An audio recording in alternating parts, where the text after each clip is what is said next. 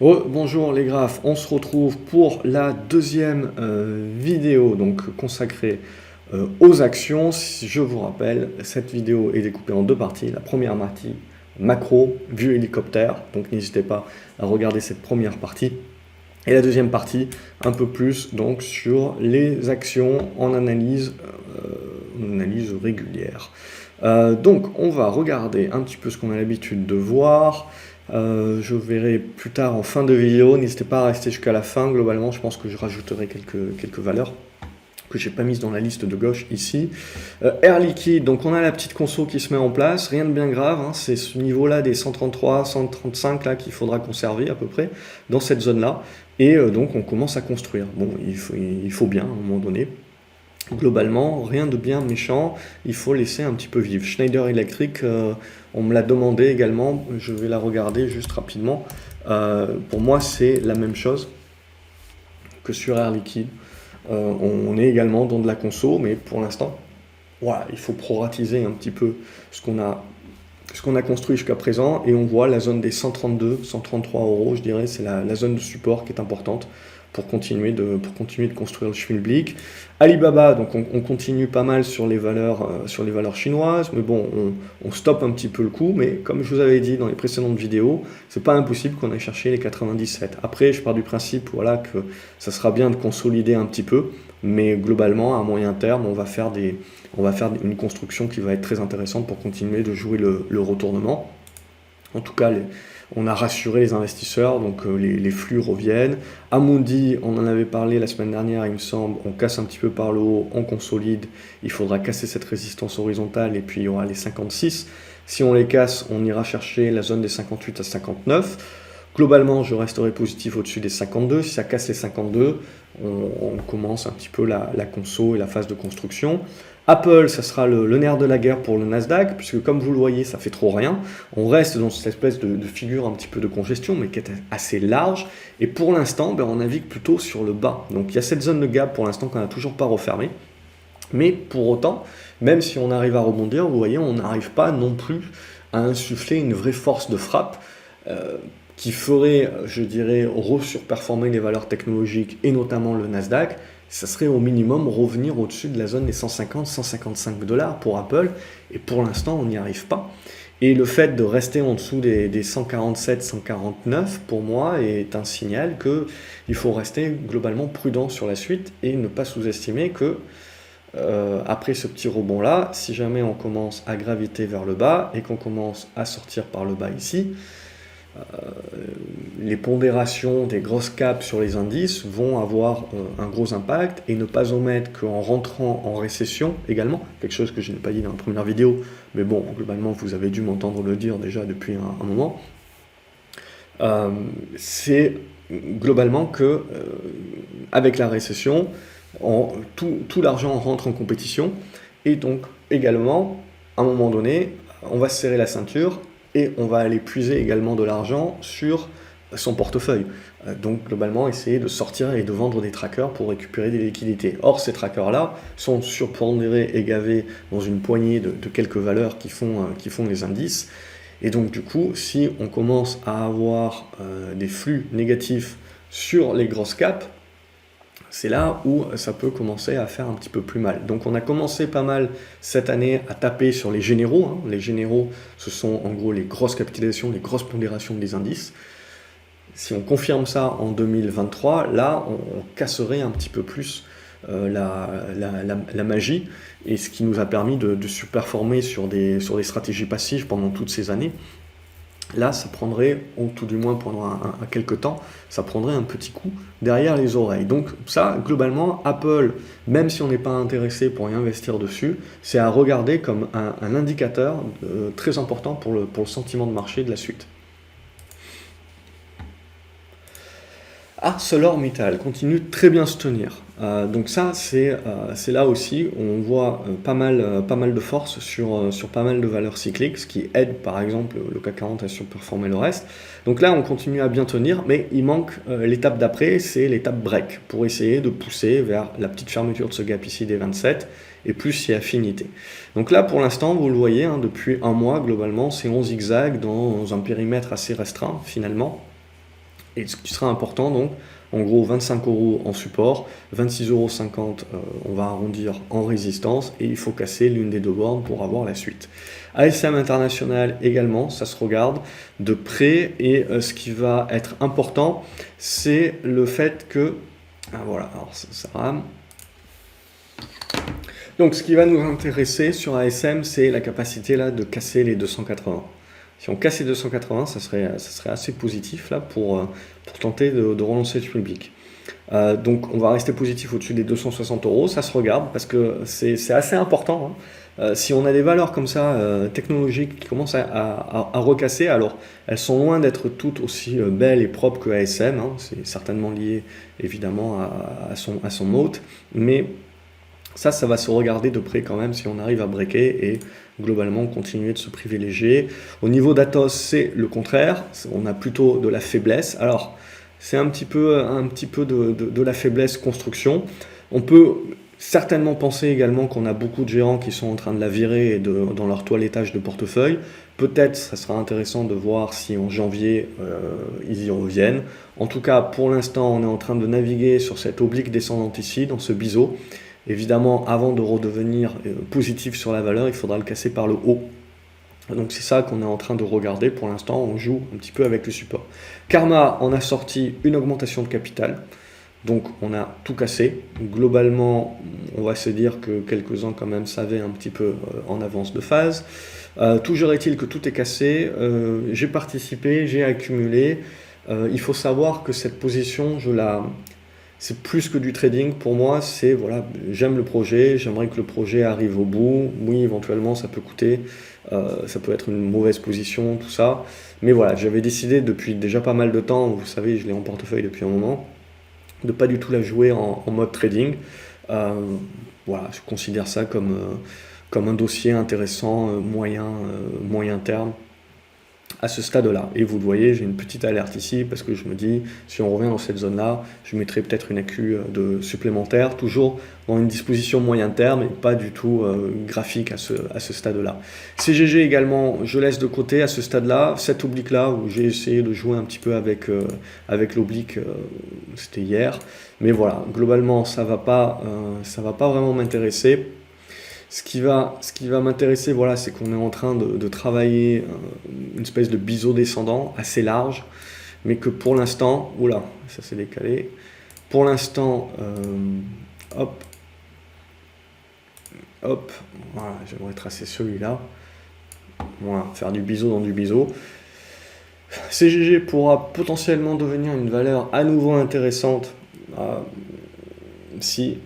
et si seulement si, on redépasse à nouveau les 67-68 centimes d'euros dans un premier temps, qui permettrait de construire dans cette zone, et après qu'on casse le gros biseau descendant là, par le haut. Donc vous voyez, il peut se passer pas mal de temps. Là, globalement, on arrive sur une zone soutien.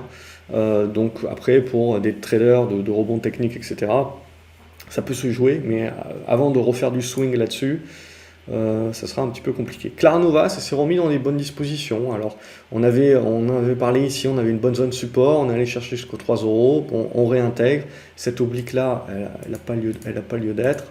Il faut que je fasse un petit peu le ménage depuis que je suis passé à la nouvelle version. Il y a beaucoup de choses qui ont sauté ou qui se sont décalées, bon, peu importe. C'est pas bien grave. Donc, ce qui nous intéresse ici, c'est la construction qu'on est en train d'avoir. Donc on peut éventuellement commencer à tracer comme ça. Donc ce qui sera intéressant, c'est la capacité de tenir les 2,50 € dorénavant, de rester dans cette zone-là et de finir par casser par le haut. Ça sera évidemment intéressant pour commencer à parler de retournement. Pour l'instant, c'est que du rebond. Core Mining, c'est une minière argent, c'est pas la meilleure, hein, mais justement, je continue à la regarder. Pourquoi? Parce qu'en plus, je l'ai globalement, mais parce que si elle commence à devenir meilleure, ça veut dire que vraiment le secteur est recherché. Donc après, ça fait partie globalement, là, vous voyez, de ce que je disais dans la première vidéo, où je dis que prévoir c'est bien, mais savoir mieux exécuter c'est mieux. Là, globalement, sur cet aspect minière dont j'avais parlé cet été en disant cette fin d'année, ça sera intéressant très certainement de reparler et de recommencer à penser minière, je suis passé totalement à côté, alors que je l'ai dit. Donc c'est ça aussi qui est important, et c'est pas la première fois globalement, mais c'est ça qui fait partie du monde de l'investisseur aussi. et ça fait globalement, c'est le travail qu'on doit faire et qu'on doit réaliser en permanence. Donc là, Curve Mining, ce qui sera très intéressant, et ça sera de redépasser les 3,70 $, et ça nous remettra un petit peu plus à cœur du fait de revenir chercher les 4,30 $, etc., et d'avoir une configuration de retournement intéressante. Retournement, c'est on a éramé, donc on voit les cycliques fonctionnent bien, les minières fonctionnent très bien. Donc là aussi, on est en train de tenter la poussée, pourquoi pas revenir chercher la zone des 88 €, en tout cas au-dessus des 77, 78, on va rester positif. C'est quelque chose où il ne faut pas croire que ça va monter en ligne droite, je pense qu'il y aura une construction intermédiaire qui sera nécessaire, mais toujours est-il. Flatex de Giro, je la garde à l'écran, pour moi c'est important. On avait une bonne configuration la semaine dernière, et pouf, patati patata, mauvaise news évidemment, et on prend un moins 35, moins 40, je sais pas, sur la valeur. Ça, c'est juste pour rappeler l'importance de, peu importe la beauté graphique que vous pouvez avoir, là c'était pas la plus belle configuration, mais peu importe, la plus belle des configurations ne doit jamais vous pousser à sortir de votre gestion du risque classique en cours. C'est-à-dire que vous ne devez pas surpondérer les valeurs. Donc c'est là où c'est important. Et donc ça pour moi c'est un exemple. Ok, on se prend la baffe, ça arrive de prendre une baffe. Il y a une mauvaise news qui tombe, etc. On se prend la baffe. Ce qui est important, c'est que la baffe ne vous tue pas. La baffe vous permet de continuer quand même, c'est-à-dire qu'il vous reste du capital. Donc c'est la taille des positions. Le stop ici ne vous protège pas, je n'arrête pas de le répéter. Le stop, ce n'est pas ça la gestion du risque. Le stop, c'est un outil, mais la vraie gestion du risque, c'est la taille de votre position. Il n'y a que ça qui, in fine, vous protégera réellement, c'est votre taille de position. Donc là, en l'occurrence, ce n'est que parce qu'on a une taille de position qui est réduite qu'on peut survivre à une baffe de moins 20, moins 30%, etc., globalement, on ne peut pas voir venir. En plus, la configuration graphique était en amélioration. Mais voilà, typiquement, ça c'est quand même très important. Donc je profite pour faire le rappel. Gerbet également, ça continue de construire, mais pour l'instant, on est encore en attente. L'amélioration viendra dans un premier temps du dépassement des 17 € et dans un deuxième temps surtout des 18 €. Donc ça, c'est configurations qui sont graphiques, c'est juste des configurations où certains profils peuvent être intéressés par jouer de la recovery. Harmony Gold continue à graviter sur sa zone de résistance à ce stade-là, fermera ou fermera pas ce gap, pour l'instant on n'est pas arrivé. Si on recasse ici par le bas, on continuera un petit peu à consolider, ça serait pas plus mal, ça serait sain, mais en tout cas ce qui est sûr c'est qu'au-dessus des 3 $, pour moi ça reste très positif, 3 $, 3,30 $, ça reste les deux niveaux de soutien au-dessus desquels, même si on venait à revenir là-dessus, beaucoup de personnes verront une épaule tête et puis épaule inversée, qui favoriserait les scénarios très positifs sur l'or et l'argent. Donc les minières à se garder sous le coude, même si pas mal d'entre elles ont bien progressé. Et le groupe, qui était aussi une grosse conviction tout au long de cette année et que je me suis loupé. Donc voilà, ça arrive également. Donc congestion ici qu'on a, puis ça finit par partir. Alors ça faisait un moment qu'on l'attendait, puis ça finit par partir maintenant. Donc voilà, on est en train d'aller chercher les 10 $. Bon là c'est pas la peine de jouer aux devinettes, jusqu'où ça peut monter, etc. Le marché le déterminera. Et après, il y aura une petite configuration à voir pour si on veut jouer des relances. Au niveau de Imerys, pour l'instant, on continue d'être dans le biseau, donc dans la construction. Et aujourd'hui, on a eu une bonne séance, c'est-à-dire qu'on n'est pas allé tout à fait refermer le gap, mais en tout cas, on est revenu au contact ici de la moyenne mobile 20. Donc ce qui va nous intéresser maintenant, c'est de la franchir et de s'en servir comme support ensuite. Et ça pourra éventuellement valider une tentative de relance. Donc on voit, il y a pas mal, tout ce qui est minière, ça sort plutôt pas mal. Innate Pharma, c'est très léger. Donc même ça, je vais virer, mais le fait d'être repassé sous les 2,15, c'est moyen. Donc il faudra maintenant patienter, qu'on revienne au-dessus de ces 2,15, voire les 2,25, pour se dire, ok, je reviens jouer en mode swing. Pour l'instant, voilà, je laisse de côté le yo-yo, mais voilà, taille de position réduite, je n'accumule pas tant qu'on ne repasse pas au-dessus des 2,15, 2,25. Lexibook est en train de construire également, éventuellement si elle veut tenter une dernière jambe vers les 3,30, 3,40, c'est pas impossible. Le support est ici vers cette zone des 2,50 à 2,60. Il faut rester assez large. Dans les supports, ça reste des valeurs qui ne sont pas très liquides. Lumibird a échoué, on voit. On a la cassure ici, ça recasse par le bas. Vous ne devez pas hésiter. Scénario caduc, on solde. Parce que, qui plus est, sur ces valeurs-là, il y en a beaucoup sur Euronext où il n'y a pas beaucoup de liquidité, ça tank assez rapidement. LVMH qui continue d'être proche de ses plus hauts. On a vu Bernard Arnault passer même homme le plus riche du monde pour quelques secondes, et puis Tesla a repris 4%. Donc, ce qui nous intéresse ici, c'est qu'est-ce qu'on va faire maintenant? Parce qu'il faut bien se dire qu'en 2023, si le luxe ne tient pas la dragée haute, ça va devenir plus compliqué pour le CAC 40. Donc là, ce qu'on regarde, c'est uniquement cette zone-là des 705 euros, 700 euros, qui est la zone de support à tenir. Si on commence à la casser par le bas, il ne faut pas crier au loup parce que ça reste une configuration haussière. Ce sera juste une correction intermédiaire qui empêchera le CAC 40 de pouvoir naviguer plus en hauteur. Donc évidemment, si le luxe commence un petit peu à freiner, ça sera plus compliqué. Marathon, ça, je continue, c'est baissier. J'ai pris une position, mais je joue du rebond technique très court terme. Actuellement, d'ailleurs, la position va pas tarder à péter si elle continue comme ça. Mais globalement, sur ce genre de valeur-là, ce que je veux voir, c'est est-ce que mon appétit pour le risque revient sur le monde crypto. Donc, je veux voir des rebonds substantiels sur ce type de valeur-là avant de me dire oui.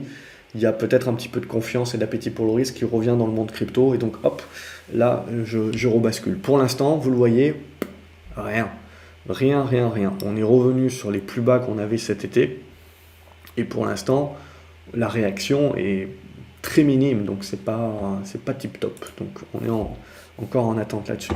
Metabolic Explorer, on a fait une tentative, échec, on revient dessus, on retentera peut-être, mais voilà, tant que vous ne dépassez pas les 2 euros pour arrondir, il n'y a pas d'amélioration technique à ce stade-là, ça reste des petites capes, etc.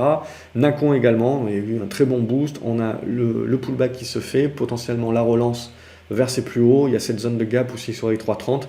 Mais après voilà, c'est des valeurs pour moi qu'il faut garder en mode on joue l'extension du rebond, mais il faut savoir qu'à un moment donné ou à un autre, ça aura besoin de construire.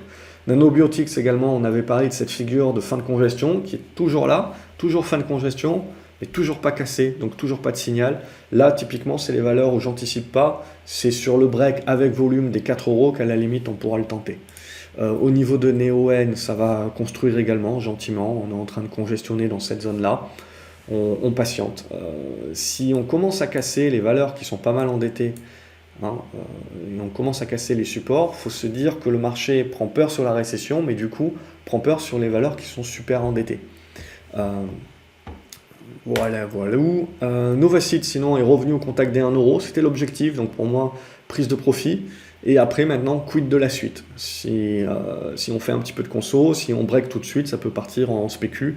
Là, typiquement, il y a des bons volumes, donc il y a éventuellement matière. Ancternal Therapeutics, ce titre ne veut pas partir. Alors, on a eu une bonne poussée lundi, une très belle poussée lundi, et puis plus rien. Là, on est en train de revenir sur la zone de support, donc encore faut-il la tenir pour essayer de relancer, mais voilà, donc pour l'instant c'est en train de construire, on a amélioré la situation par rapport à la semaine dernière, mais peut mieux faire encore, à ce stade-là, on n'a pas réussi encore à lâcher les chevaux, donc il va falloir, je dirais, tenir la zone des 99, ça serait le mieux, 98, 99, et ensuite très rapidement se remettre à portée là, de la zone des 1,15 pour essayer de breaker, et là, la spécu peut éventuellement le prendre, ça reste une biotech, donc une news globalement pour dynamiser l'affaire.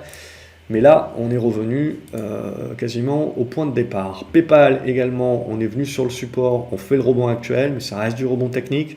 Donc il y aura encore pas mal de boulot. Faut attendre d'en savoir un petit peu plus. Pierre et Vacances, ce que je trouve intéressant, c'est qu'après une hausse de 20%, on reste à plat. Donc on fait la conso à plat. Donc pas à l'abri là sur un débordement des 1-2 de pousser un petit peu plus fort vers cette zone de gap, évidemment. Et si on consolide, pour moi, c'est de l'accumulation qui est à mettre en place. Quadient, on a rebondi sur un support long terme qui est plus visible en hebdomadaire. Pour l'instant, c'est du rebond technique. Là aussi, vous le voyez, les résultats sont vendus. Donc là, c'est pas le stop qui vous protège, c'est uniquement la taille de position. Et sinon, scénario maintenant qui est en attente. Oui, vous avez du rebond, mais il va falloir un petit peu reconstruire tout ça pour que ce soit un petit peu plus propre. Au niveau de Renault, pour moi, on continue d'être sur le haut du panier, sur les zones de résistance. On voit que Renault résiste mieux par rapport à Stellantis. Stellantis a plus corrigé que Renault, par exemple. Donc ça aussi, c'est intéressant pour se dire que Oui, si le marché à un moment donné a envie de croire récession, il va falloir faire attention aux valeurs un petit peu plus cycliques, mais globalement, il y en aura qui seront peut-être intéressantes pour jouer peut-être la deuxième partie de l'année. Donc là, ça va être une question de timing. Rheinmetall continue d'être sur ses plus hauts, aux alentours des 200 euros. Pour l'instant, n'arrive pas à franchir. Donc ça peut toujours mettre en place de la conso, construire un petit peu. Ça reste une tendance haussière, nette. Ne pas omettre également que Poutine peut toujours nous faire une petite surprise avec une frappe chirurgicale, avec un obus nucléaire tactique, etc. Voilà, on est obligé actuellement d'investir, hein, évidemment, avec cette épée de Damoclès au-dessus de la tête.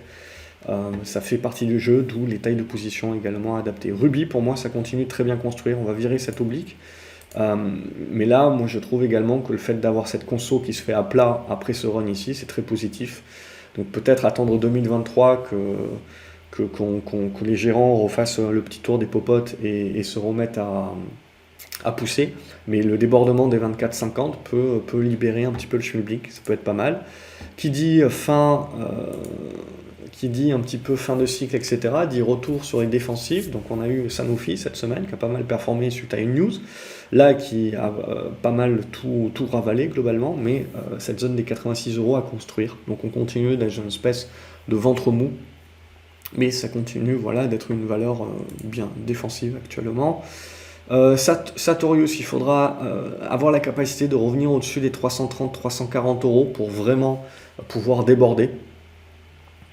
Sinon, ça reste un petit peu fragile pour l'instant, je ne m'y mettrai pas. Société Générale, on est venu buter sur la résistance, on casse un petit peu tous les supports comme dans du beurre. Ça peut toujours faire du rebond, mais pour moi, voilà, la thématique bancaire. Alors faites attention, pas mal m'ont posé la question, mais entre ce que je vous dis, type banque européenne, etc., il y a l'aspect timing qui est très important. C'est-à-dire que potentiellement, le premier trimestre, voire deuxième trimestre 2023, les banques se feront complètement laminer parce qu'on aura peur de la récession, de la crise énergétique, d'une poutinade, peu importe. Mais c'est peut-être potentiellement plus dans la seconde partie de l'année où on verra, le timing est à ajuster bien entendu. C'est pour ça qu'on fait ces analyses-là plus en hebdomadaire, que éventuellement on se dira on rejoue un petit peu la sérénité, on rejoue le cyclique, la rotation value, et donc là les banques européennes ont peut-être une épingle à tirer du jeu. Mais à ce stade-là, voilà, faut laisser corriger, il faut attendre de voir un petit peu les réactions, et petit à petit, ça va nous construire la figure qui nous intéressera. Stellantis, comme je vous ai dit, sur Renault, vous voyez, la correction est beaucoup plus puissante que sur Renault. Mais ça reste une correction au prorata de la hausse que nous avons connue, qui pour l'instant ne remet pas en cause le retournement. Donc pour cela, il va falloir continuer de confirmer en conservant, je dirais, une large zone entre les 13 euros et les 13,50 euros qui ont été approchés aujourd'hui. Et ce qui va nous intéresser, c'est que là, on aura beaucoup d'indications sur qu'est-ce que le marché va jouer au premier trimestre 2023. Là, vous le voyez, pour l'instant, c'est que de la correction au prorata. Mais si on commence à lâcher les supports plus importants, un petit peu comme dans du beurre, sous les 13, le marché sera vraiment en train de nous dire moi, je commence à avoir un peu peur sur la récession. Thales reste très neutre, un petit peu comme RHM sur les plus hauts, donc ok. Total Energy également consolide, mais à ce niveau-là, ça reste haussier dans une tendance de long terme, bien entendu. C'est juste une consolidation. Vous le voyez, la majorité des valeurs pétrolières sont en train de faire exactement la même chose. Bon, on est en train d'acter quelques prises de profit sur le côté un petit peu récession, mais pour l'instant, il n'y a pas mort d'homme. Globalement, on n'est pas en train de jouer la fin du monde économique. Vous le voyez, vous avez une zone 52-54 euros qui est une large zone de soutien qui peut permettre de la construction. Et on reste dans une tendance haussière. Trigano, c'est la même chose, on reste dans une tendance haussière, mais à un moment donné ou un autre, évidemment, il faudra consolider. Actuellement, c'est une consolidation à plat, rien de plus, ça reste très propre. Ubisoft, ça continue de zigzaguer. Quand vos tendances ne sont pas moindre risque, il faut s'attendre, et que vous jouez des valeurs recovery, il faut s'attendre à ce que ça zigzague pas mal et que ça break pas tout de suite. Parce que ça veut dire qu'il y a encore un courant vendeur, c'est normal, la tendance est baissière, donc il y a encore une mentalité vendeuse. Et ceux qui sont acheteurs prennent des profits plus rapidement. Les positions qui se tiennent, c'est surtout en tendance haussière. Donc là, en l'occurrence, vous le voyez, ça gesticule pas mal, mais globalement, on continue à construire. On va virer cette oblique puisque le marché maintenant en fait fi. Ce qui va nous intéresser, donc, c'est plutôt ce triangle ascendant. Donc, tenter de conserver la zone des 26 euros et petit à petit congestionner et tenter la sortie de cette zone des 29 € pour arrondir. Vallourec, c'est un petit peu comme CGG, sauf que c'est beaucoup plus propre. Pour l'instant, on continue d'être dans la même configuration, tant qu'on tient cette zone des 10 €. Si on lâche, malheureusement, il faudra s'attendre à un petit peu une correction un petit peu plus forte. Mais toujours est-il que ça nous redevient dans de bonnes dispositions, que sur la capacité de revenir au-dessus des 11 €, 12 €. Ce qui nous intéresse là pour l'instant, c'est que ça continue de tenir le support. Donc tant que ça tient le support, c'est plutôt pas mal, mais il faudra réussir à confirmer. Donc en termes de parapétrolière française, graphiquement parlant, Vallourec a le dessus sur CGG par exemple. Verimatrix également, on a vu pas mal de petites capes, pas mal revenir sur le devant de la scène. C'est le cas de Verimatrix qui a cassé, qui fait un petit pullback, qui va tenter éventuellement la seconde jambe vers la zone des 75. Mais après, il faudra construire tout ça. Et ça va prendre, je pense, quelques semaines, quelques mois pour nous construire des congestions avant qu'on puisse dire ce rebond-là a les moyens de retourner la tendance à la hausse ou au contraire, on relance la tendance baissière. Et ça, on ne peut pas jouer aux devinettes, on va attendre. Visiomed, ça continue d'être très flat à ce stade-là, donc toujours cette zone des 48 centimes d'euros à dépasser pour relancer une jambe haussière. A contrario, sous cette zone-là des 41, on commencerait la phase de corrective. Au niveau de Worldline, également, on s'est fait taper dessus un petit peu par quelques analystes, donc du coup, on a cassé déjà depuis un petit moment, on va dire que depuis le début de semaine, avec la cassure des 44, c'était pas Jojo, mais tout ça, on casse comme dans du beurre. On arrive ici à fermer le gap, à tenir ce gap-là, tenter du rebond. Donc ça peut se jouer en rebond technique, mais on a cassé un petit peu la dynamique quand même. Donc c'est pas tip top, ça peut faire du rebond technique, mais avant de pouvoir se dire on se remet à nouveau dans des meilleures dispositions, il faudra à nouveau redépasser la zone des 45 €. Donc tant que c'est pas le cas, on a un petit peu cassé le truc. Après, certains profils peuvent être intéressés d'acheter les supports. La zone des 40 € là en est un, 40, 39 également. Ça peut être des niveaux de support qui peuvent être intéressants pour jouer les rebonds. Mais voilà, il faudra redépasser la zone des 44 € pour se remettre dans de meilleures dispositions, plus en mode suivi de tendance, moyen terme et compagnie. Voilà ce que l'on pouvait dire cette semaine sur les actions. Comme d'habitude, n'hésitez pas à vous abonner à la chaîne, comme ça vous ne loupez pas les autres vidéos que je peux publier. Likez la vidéo, partagez-la sur les réseaux sociaux, ça fait plaisir, ça motive à continuer. N'hésitez pas dans les commentaires à me dire quelles sont vos actions favorites globalement pour l'année prochaine peut-être aussi. Et ce que vous regardez et globalement à me faire les retours que vous voyez opportuns. Je vous souhaite un excellent week-end et je vous dis à lundi pour la suite des aventures boursières. Salut les graphes.